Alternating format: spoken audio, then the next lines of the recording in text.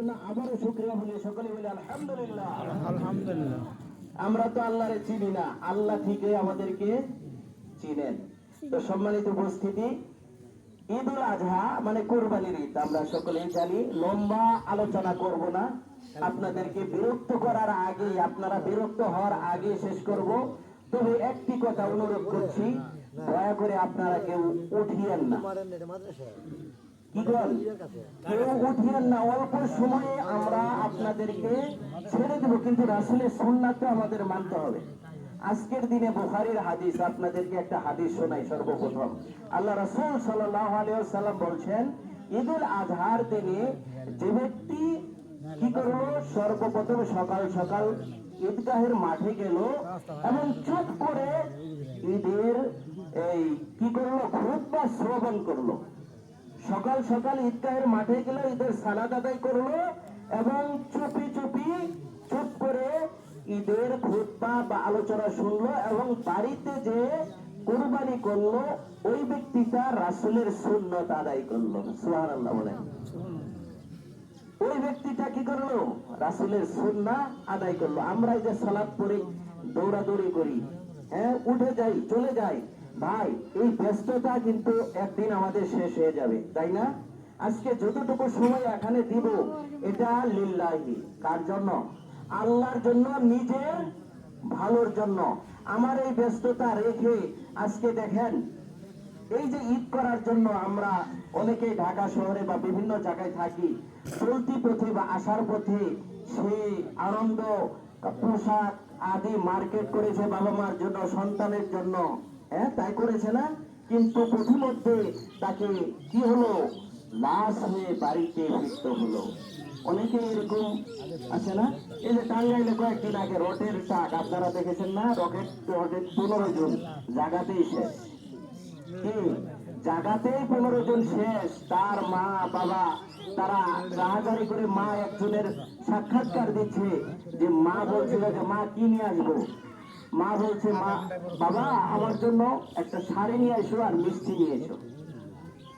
আর ওই শাড়ি আর ওই মিষ্টি নিয়ে বাড়িতে সেই ছেলে জীবিত ফিরতে পারলো না।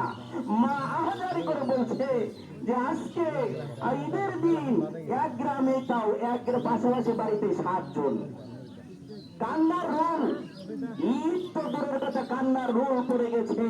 সম্মানিত উপস্থিতি, তো আল্লাহ রাব্বুল আলামিন আমাদেরকে যে ঈদগাহেতে এই সুন্দরভাবে নিয়ে আসলেন, ঈদের সালাত পড়ালেন, কিছু মাত্র সময় আমরা খুতবা শুনতে পারবো না ইনশাআল্লাহ।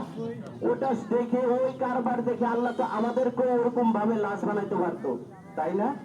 আল্লাহ কিন্তু আমাদের সুস্থ রেখেছে।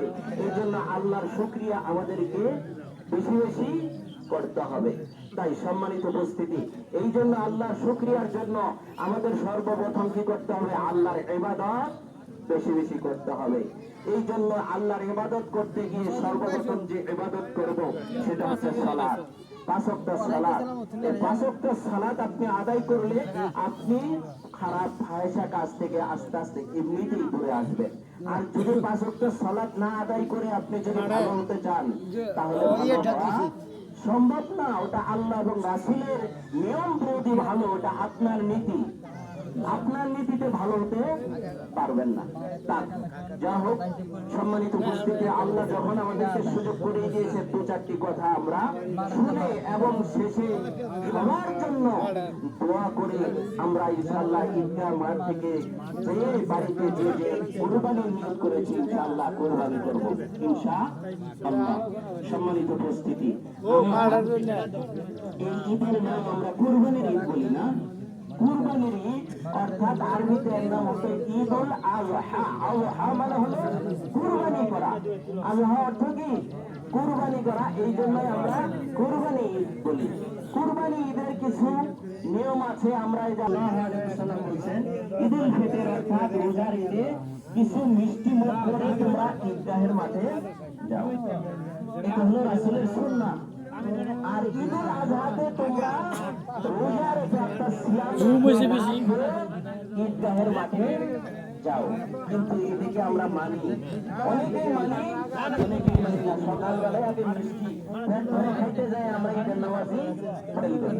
হ্যাঁ, ঈদুল আজহাতে খেয়ে আসতে হবে না, ঈদুল আজহাতে খেয়ে আর কখন খাবো? এই যে ঈদগার সালাত আদায় করে খেয়ে কুরবানি করে আল্লাহ রাসূল কি করতেন? ওই কুরবানির মাংস দিয়ে ইফতার করতেন, খাইতেন। তা আমাদের তো এতটুকু ধৈর্য কুলাবে না। আমরা কি করবো? বাড়িতে যাই কুরবানিটা কইরা তারপরে একটু মিষ্টি বা যাই খাই, খাইতে পারবো, এতটুকু পর্যন্ত আমাদের